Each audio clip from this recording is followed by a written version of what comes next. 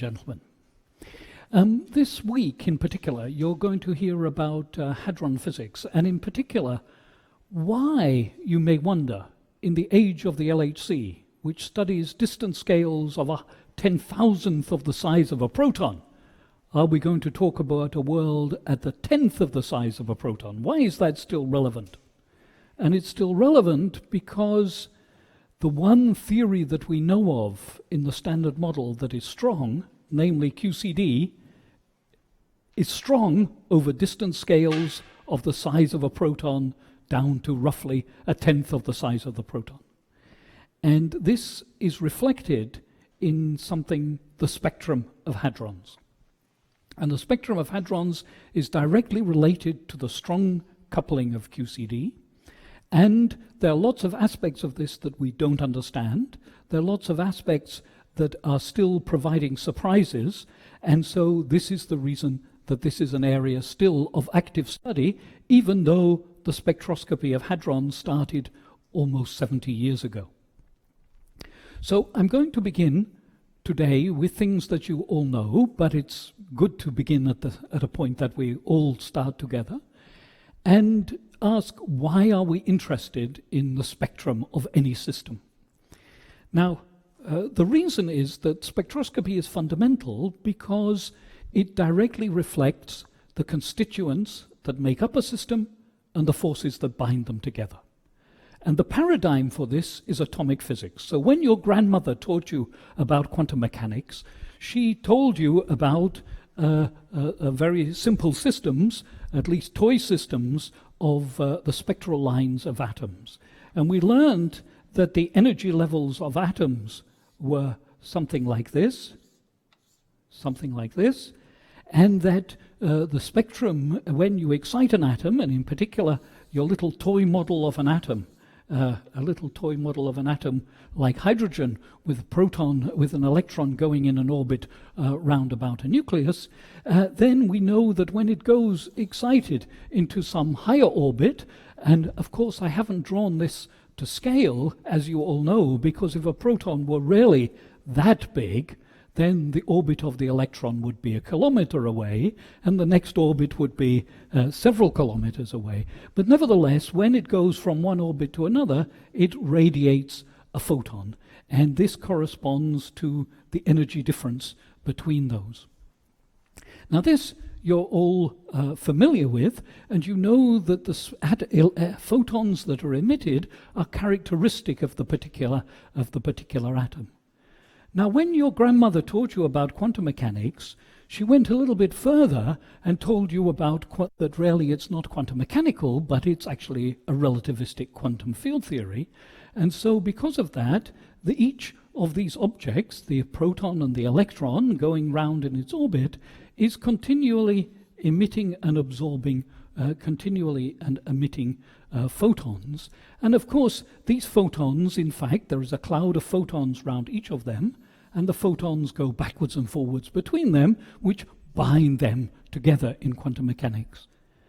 Now, the aspect that is relativistic quantum field theory is that this electron in its orbit is surrounded by clouds of photons, but not only is the electron emitting photons and absorbing them again, but it can do it in such a way that it can create another electron-positron pair for a very short time because of the uncertainty principle, and then these can be absorbed again. And so when the electron is in its orbit, it is in fact sometimes 2 electrons and a positron, or 3 electrons and 2 positrons. And this gives fine structure to these energy levels. Now, imagine we didn't have enough energy, 13.6 electron volts, to be able to separate an electron from a proton. By studying the spectral lines, we would still know that atoms, which are electrically neutral, behaved as though they were made up of electrically charged objects, held together by a force which is electromagnetism, that obeyed the rules of quantum electrodynamics. And we would be able to understand that just from studying the detailed spectral lines that one observes. Now, fortunately, we know we can separate an electron from a proton. But in the case of hadrons, we believe by analogy that they are color neutral. And though we can't separate the colored objects, we believe that they are made up of colored objects, and that by studying the spectrum of hadrons, we can learn about the nature of the force that binds them together. And this force is a very strong force. So here, with one photon being exchanged, we can represent this by some simple picture, a non-relativistic potential model that you're all familiar with, a Coulomb potential, which goes like a potential which goes like minus alpha over r, where alpha is the fine structure constant. Now, I mentioned that when an electron is in its orbit, it's sometimes two electrons and a positron, and these, of course, are very small effects because they're proportional to the fine structure constant, namely 1 over 137. But in the case of the strong interaction, the coupling is big by definition, and so the effects of additional particle-antiparticle pairs are going to be important. Now, for heavy quark systems, for hadrons, we also learn that the spectrum is in fact not, can be given non-relativistically by some potential. So if we have some heavy quarkonium made out of charm quarks or bottom quarks, then you can also describe this by some potential, which at short distances behaves as though it's minus, well, there's a 4/3, which is some color factor, the strong coupling divided by r, and the strong coupling also depends upon distance. And then the potential, there isn't an ionization energy because the quarks and antiquarks are confined. This grows approximately linearly, where sigma is related to something called the string tension. Now, this nice picture, this non-relativistic potential, only applies to heavy quark systems, in particular for those made out of B quarks and to a less extent for C quarks. But for light quarks, which is what we're going to concentrate on, then this picture isn't relevant because, first of all, the particles are relativistic. The up and down quarks have very small masses. We'll see how big they are. They change with momentum. That's an important aspect. And because of that, the nature of a hadron, as you all know, changes depending on the distance scale that you look at it. So a proton looks like it's made out of 3 quarks when you look at some distance scale of the size of a hadron or a little bit smaller. But when you go much smaller, 1/100th of the size of a proton, then it looks as though it has 1,003 quarks and 1,000 antiquarks and 1,000,000 gluons or whatever. So what it looks like depends on the distance scales, and that comes about because the up and down quarks in particular are very light, and so it's very easy to create many, many pairs of these. And these are responsible not only for the properties of light hadrons, but of course of protons and neutrons, and hence how protons and neutrons make nuclei, make you and I, and essentially all of the visible universe. And that, we believe, is governed by quantum chromodynamics, but in a region in which the coupling is strong. And that's the crucial part of studying the spectrum, because it teaches us about how strong coupling quantum chromodynamics works. Now, we can study that also theoretically in particular, by lattice studies, and these have happened, developed from some simple idea that was rather crude long ago and held out the prospect of accurate calculations, but in fact it's only now that accurate calculations are really being performed about the spectrum of hadrons, and even then there are only some aspects that one can calculate. Nevertheless, experiments have led to a whole host of surprises, that the spectrum of hadrons is far richer than we might have expected, and because of that, that holds the secret, hopefully, of how strong coupling QCD works, how the confining part of the potential, in at least for heavy quarks, works. But that's not, as I said, relevant for light quarks, because very importantly, it's very easy to break the string and create essentially the quarks and antiquarks are no longer confined, they create extra q-q-bar pairs, and those are an important aspect of hadron physics. The strong coupling aspect of QCD is not only responsible for confinement, but for also a very other fundamental property of the world in which we live, which is chiral symmetry breaking, to understand how it is that pions play a rather special role in the study of hadrons. They're far lighter than every other hadron, and in fact the dynamics depends on their mass squared, and their mass squared is a 25th or a 50th or whatever scale you want, much smaller than other mesons. And so that shapes the world in which we live and is a consequence of the strong coupling aspects of QCD. And so to learn about those, a way to do it on the lattice is very difficult because it can't deal with very light quarks, is to use experiment. Now, experiment, even those experiments have been going on for many, many years, we are entering an era in which there are even more precise experiments. They really started with the B factories, Bell and Barbar, and are now extended to Compass at CERN with pion beam experiments. And then they're taken up with experiments at the Large Hadron Collider with LHCb, and a whole generation of new experiments at Jefferson Lab and at Bell 2 and eventually at Panda. And these are going to provide information about hadronic processes, orders of magnitude, with orders of magnitude more statistics and orders of magnitude more precision than was ever found before. So whilst a typical reaction in the early days of hadron physics might have had 100 events, now we have channels in which there are hundreds of millions of events.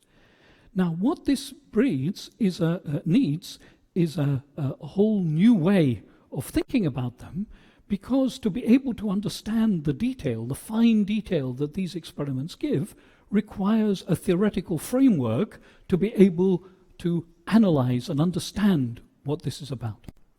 And this framework is the general properties of scattering theory, called S-matrix theory, and many of you will know quite a lot about some aspects of that, but that's what I'm going to concentrate on, at least at the beginning. Because these tools are essential to be able to understand what experiments are about and what this new generation of experiments, the framework in which these new experiments can be analyzed, so that we don't just look at the overall sketchy picture like an impressionist portrait, but we look in great detail at exactly how the processes happen, and in turn understand how that teaches us about QCD. So these basic tools also play an important role of S-matrix theory, play a basic role also in understanding lattice calculations, because lattice calculations not only explore these days the spectrum of hadrons, but also how scattering takes place. And that's an important aspect of hadrons, namely most of them live for a very short time, they decay, and as a consequence of that, their decays are an integral part of their very existence. And to be able to study those on the lattice, you have to understand S-matrix theory in a finite volume, as well as S-matrix theory in an infinite volume, and how the two are related to each other, so that information, data on lattice QCD can be interpreted and translated into something that is relevant for experiment. So I'm going to talk about some of those basic tools and talk about why they're essential. Many of them you will already know, but we'll begin rather simply with things that we first learned a long time ago, and then perhaps to more recent things later.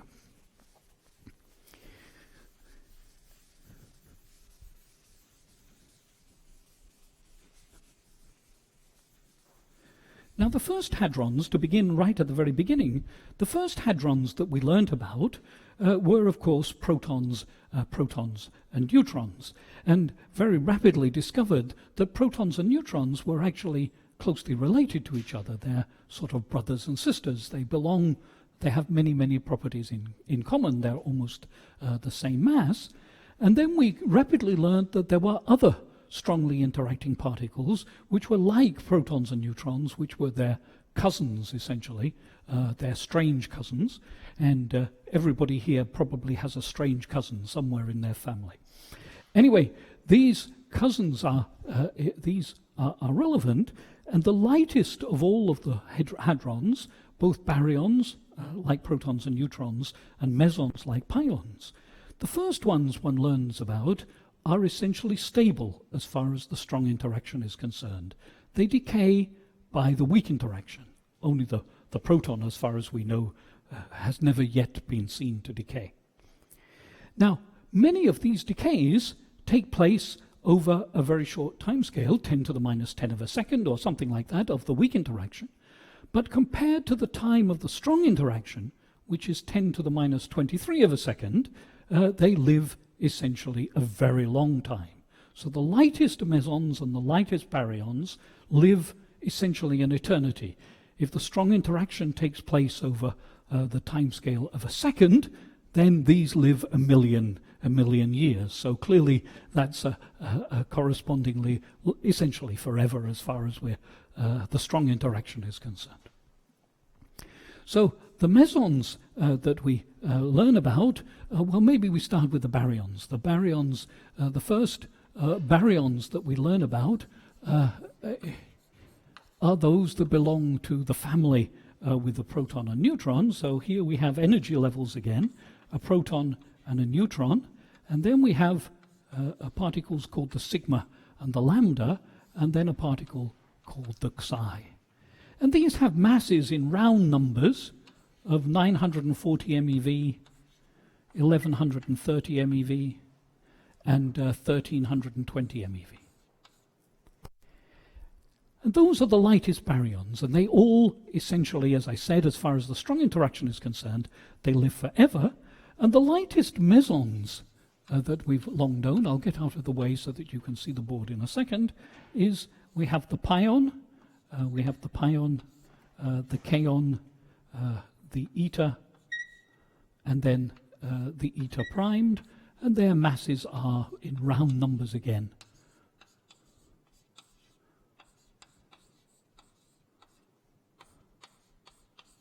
Something like that in MeV units. So these two scales are not the same, obviously.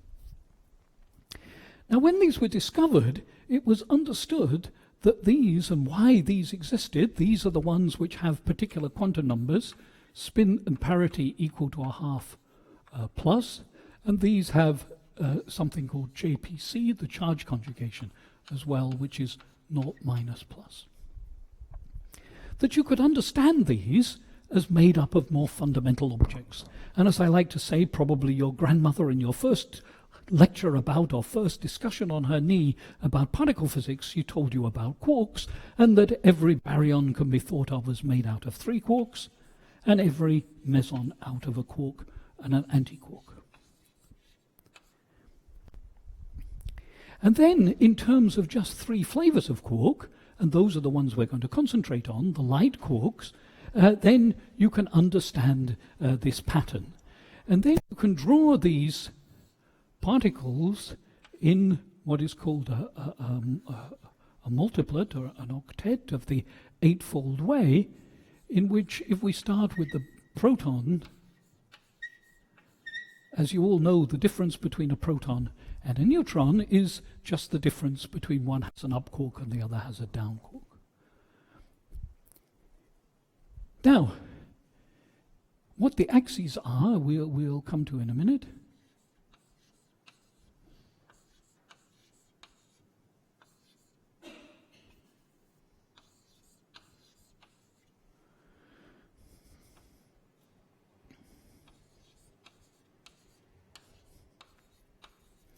So these make the particles that we've got that are shown here.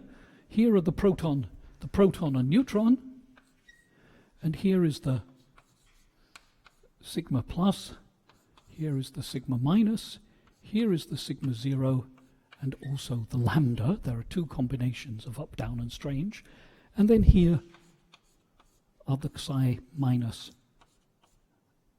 and the xi 0 and the xi minus.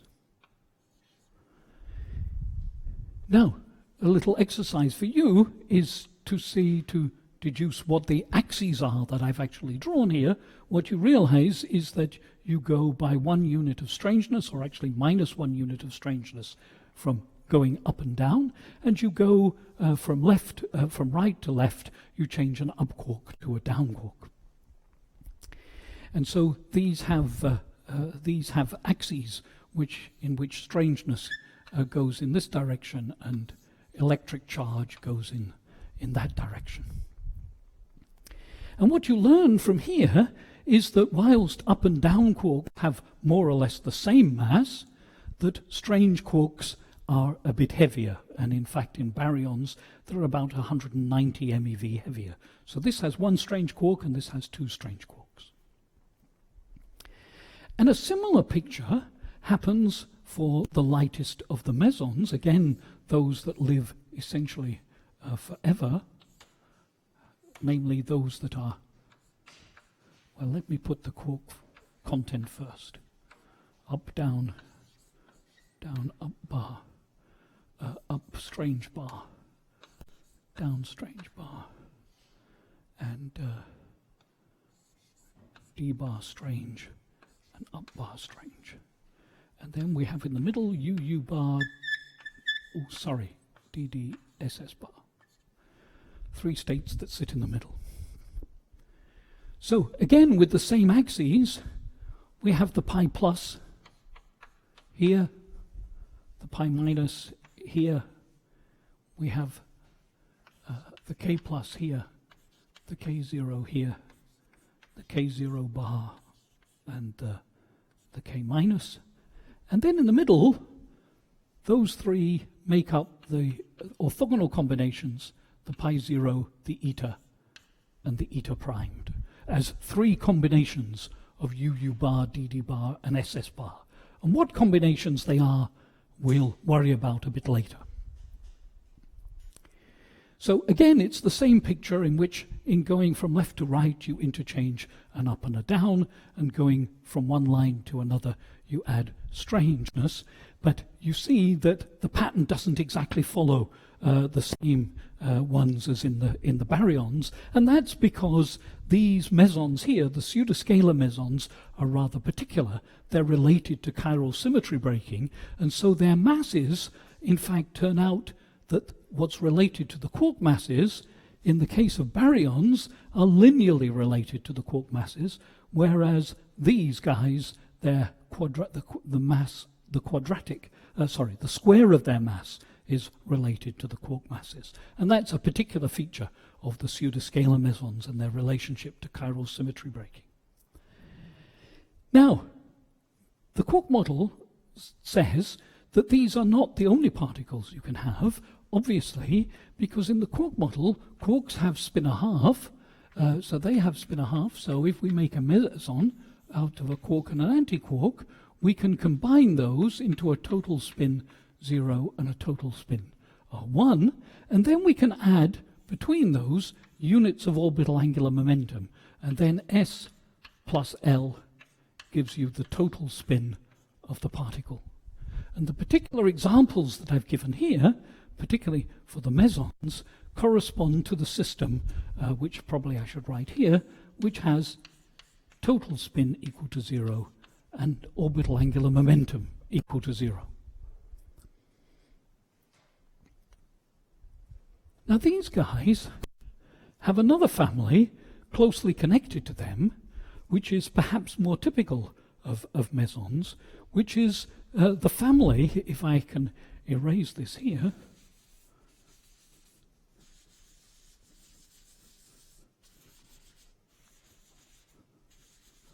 so another meson family, but having S equals 1 with L equals 0. And this gives the particles which are the vector mesons, which have quantum numbers JPC equal to 1 minus plus. And these do indeed follow a pattern rather like this, in which, let me draw it here, and in fact probably I need more space, so let me try and do it here. So we have the rho,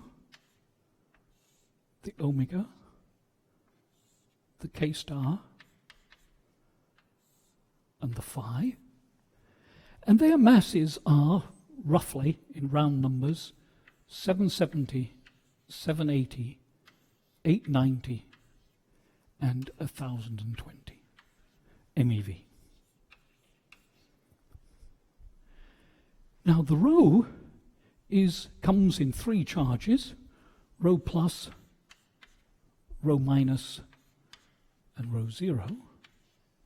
So that clearly is made up of up and down quarks and has exactly the same quark structure as here, except the two quarks are in a spin 1 system rather than in a spin 0 system. We have the k star plus, the k star 0, k star 0 bar, and the k star minus.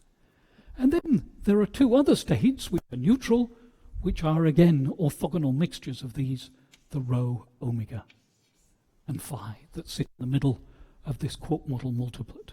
So they are other combinations of UU bar, DD bar, and SS bar. Now, what's different about these, and the reason why I've mentioned them, is that these are the first, the lightest of the hadrons, which decay by the strong interaction. They only live for 10 to the minus 23 of a second. And they decay by essentially creating a UU bar pair or a DD bar pair out of the vacuum. So let's give an example. A rho plus is made up of an up and an anti-down, and it decays by creating either a UU bar or DD bar pair. So either of those. And so a rho plus can decay into whatever particles it can go to. Well, it can go to, depending on what it is, a pi plus and a pi minus, or a pi 0 and a pi plus, for example, depending on which particles it creates. It does that to decay by emitting a gluon. That's a sort of simple picture in which it creates a UU bar pair. So a rho decays into two pions. So let us draw somewhere on this scale here are two pions. So that decays like that. A K star is a strange. We understand that it must be strange because strange quarks we know are heavier than light quarks, and the rho, because it comes in three charges, must be made out of up and down quarks.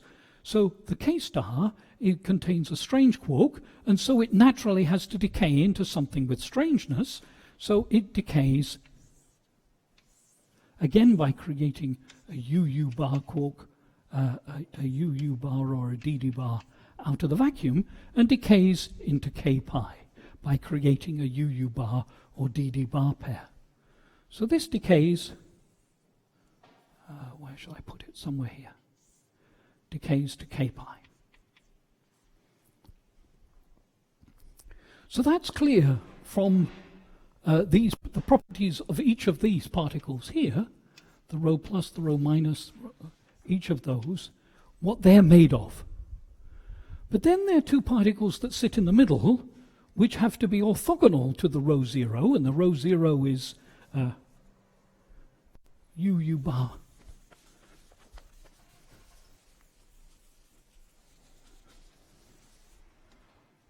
So since the rho plus is UD bar, the rho zero is 1 over root 2 UU bar minus DD bar.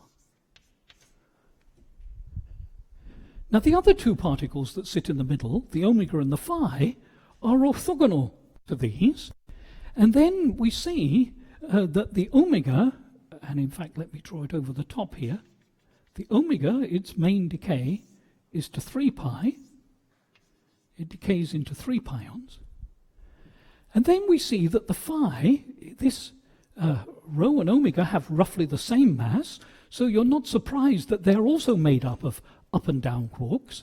So the omega as you might expect, has a wave function which is approximately 1 over root 2 UU bar plus DD bar, because that's clearly orthogonal to the other one. And then the phi is left as a pure SS bar system. Now, what tells us that it really is an SS bar system? First of all, we see that when we add a strange quark, we add roughly 120 MeV, and when we go from the K star, which contains one strange quark, to a phi, we add another 120 MeV, so that would lead us to expect the phi was indeed made out of strange anti-strange. But what convinces us that it really is made out of strange and anti-strange is that it could decay from its quantum numbers into 3 pi. It could decay into 3 pi, even though it, like that, just as the omega does, but instead it likes to decay into the KK bar channel, which is here. So decays happen like water going down a hill. It always wants to go as far down the hill as it can go, and instead of going to the one that it would be energetically most favored, namely go into 3 pi, it goes into KK bar. And that's because it's made out of SS bar quarks. And if it's going to decay by creating a UU bar and DD bar pair out of the vacuum, then the easiest way to do that is, in fact, to be made out, if it's made out of SS bar quarks, then it naturally, by creating a UU bar or DD bar, goes into a kaon and an anti-kaon, or whichever way round it is. It's the other way around, but it doesn't matter.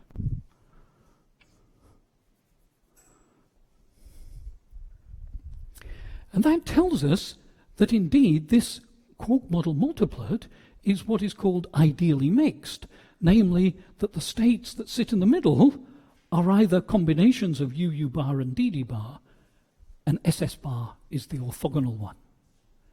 And that comes about by studying their decays. Now, how you learn about this is by measuring the cross-section for some process. For example, as a function of energy, you measure a cross-section. Cross-sections are usually called sigma, and you measure a cross-section, and it doesn't matter whether it's pions on nucleons or mesons on mesons, but a typical example would be pi n goes to pi n or something, a typical cross-section. What you see at low energy are, let me draw this a bit better, something like that. You see some cross-section that looks like this, in which at low energies there are some what are called resonances, which correspond to some short-lived state, where short-lived means of the order of 10 to the minus 23 of a second, and then the cross-section becomes smooth. And why it becomes smooth and how it becomes smooth is something we'll come to later. Now these peaks tell you about these resonances, and of course to measure the vector mesons, well, you can do that in E plus E minus annihilation, for example. Instead, E plus E minus goes to anything. You can see these mesons, vector mesons that we just had. Now, typically each of these is described by some shape like looks roughly like this, where as a function of the energy, this is a slightly exaggerated picture, where the energy at which the peak happens gives you the mass of the state, and this width here, halfway up the height, this usually called gamma, is inversely proportional to the lifetime of the state, so 1 over tau. So if a state lives a very long time, then it's very, very narrow. And if it lives for 10 to the minus 23 of a second, then it has a width typically of about 100 MeV. So that gives you roughly what the scale is and what roughly the widths of each of these systems here. There's some of them a bit narrower, but that's what they look like. Now, not all resonances look as simple as that, but the ones that we've observed up till now, the ones we're talking about now, the ones that have known for longest, that's exactly what they look like. Now, to be able to understand these cross-sections and what these are telling us, we need to know some rather basic aspects of scattering theory. Cross-sections are measures of probability of interaction, and probabilities in scattering are related to the modulus squared of an amplitude. So you learned in quantum mechanics that the probability of finding a particle in a particular state is its modulus squared of its wave function. Now, when several particles interact, then it's a scattering amplitude, which is a complex quantity, and it's the modulus squared of that which is related to the probability of interacting, and these cross-sections are related to those probabilities, those amplitudes. So we first need to understand how to be able to, from experimental data, extract what information is there by translating essentially cross-sections into amplitudes, and that's what we're going to do next. How do you do that? How are they related to each other? Okay, so before I go on, maybe, does anybody have any questions? No, this is everything that you already know very well. Okay.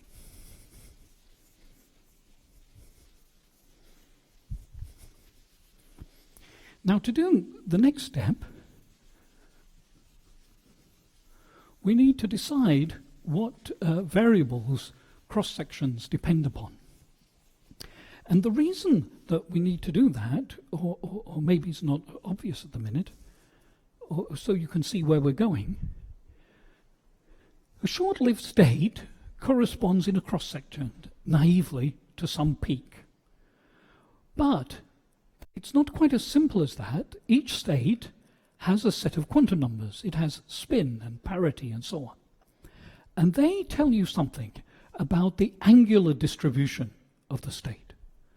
So the cross-section is an integral over scattering angle, and we'll come to that a little bit in a minute, but just so that you understand where we're going, if we measure the cross-section along as a function at a given energy, as a function of the scattering angle, which we'll define more precisely in a minute, but just so that you understand where we're going. If you see a flat cross-section in the region where there is a resonance, then that tells you that that resonance has spin 0. That's assuming the particles are spinless that are doing the scattering. And if the cross-section looks like this, then that tells you it has spin 1. And if the cross-section looks like this, it has spin 2.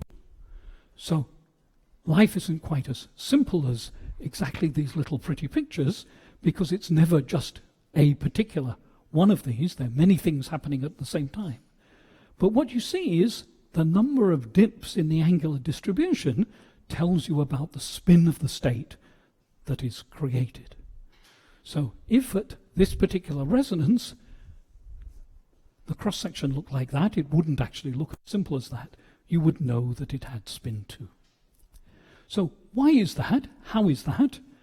Is what we're going to discuss. And in particular, what variables the cross-section depends on.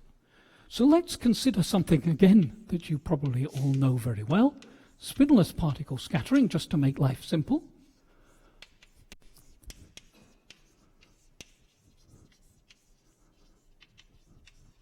And we're going to consider a process AB goes to CD.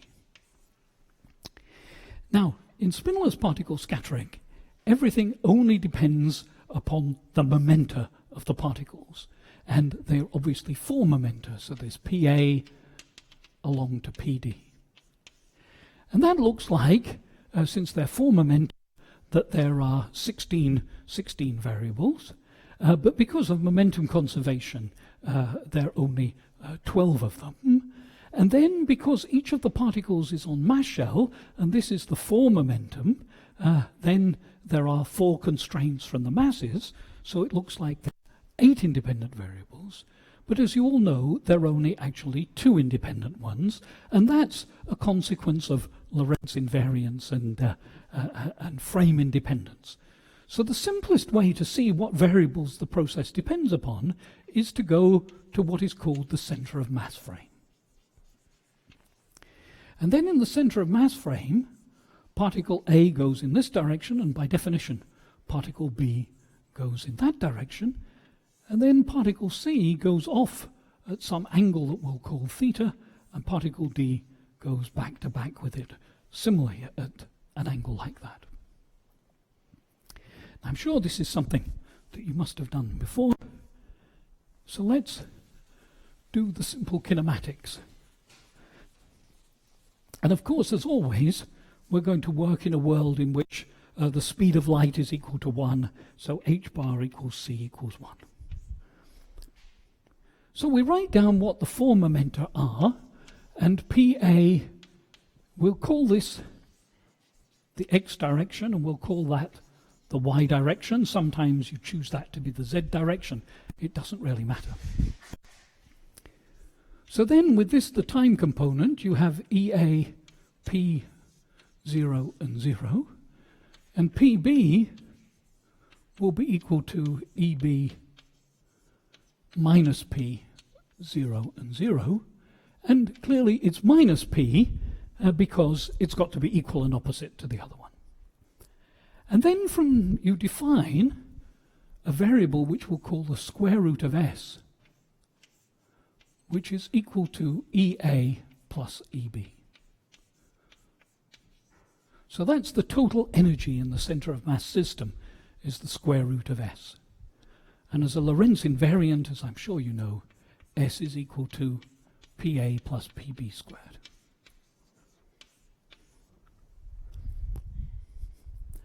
Now, knowing that, and knowing that each of the particles is on mass shell, so that PA squared is equal to MA squared, and obviously PB squared is equal to MB squared, we can write everything there in terms of the masses and S. So we have that EA is equal to the square root of S over 2, just a simple piece of algebra, MA squared minus MB squared over 2 root S, and EB is equal to root S over 2 minus the difference, MA squared minus MB squared over 2 root S. And the only other variable is what the 3 momentum is, P, and that's conveniently written by multiplying up by 4S.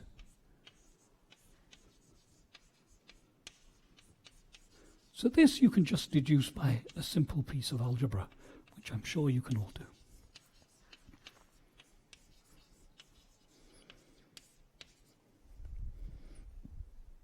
Can be written like that. And the last equation, it's quite useful to factor it into 2 pieces as S minus MA plus MB squared, S minus MA minus MB squared.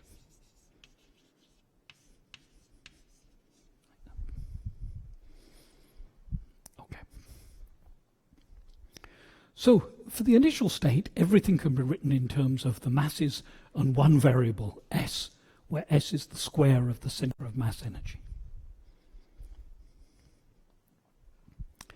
And then for the final state, another variable enters, namely the scattering angle theta. And again, we can do exactly what we just did there, and then we probably get to a suitable stopping point before we have to order lunch. EC, let's say Q cos theta, Q sine theta, and 0, and PD equals, and because I haven't left myself enough space, you can imagine what those are. The components there of the 3 momenta are just the negative of the ones of PC. So these are minus q cos theta and minus q sine theta. And then exactly the same as here, you can already guess what the formula has to be. Since EC plus ED has got to be equal to root S, you get that EC and ED are equal to root S over 2 plus and minus MC squared minus MD squared over 2 root S. And of course you get 4q squared S is equal to S minus MC plus MD squared S minus MC minus MD squared.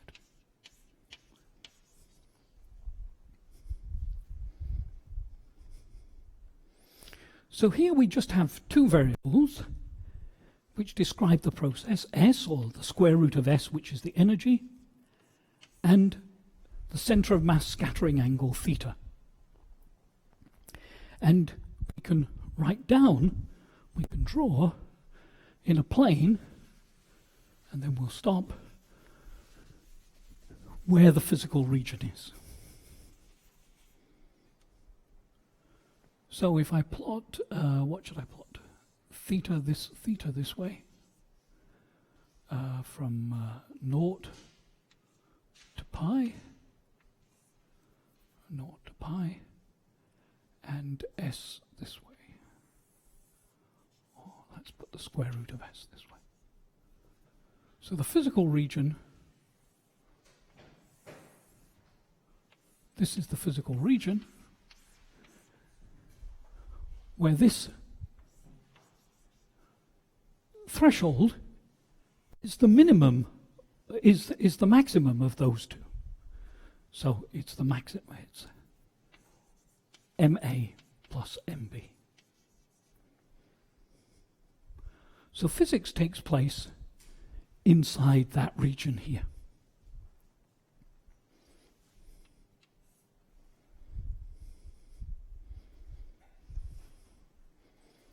So when you measure a scattering process at a given energy, you're doing along a line just here.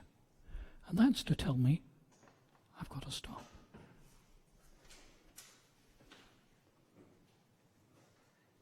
Okay.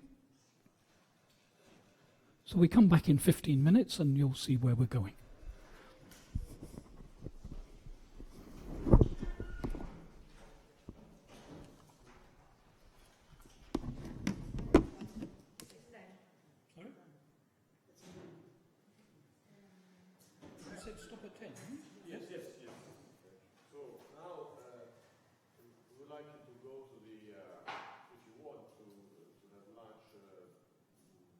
Taking here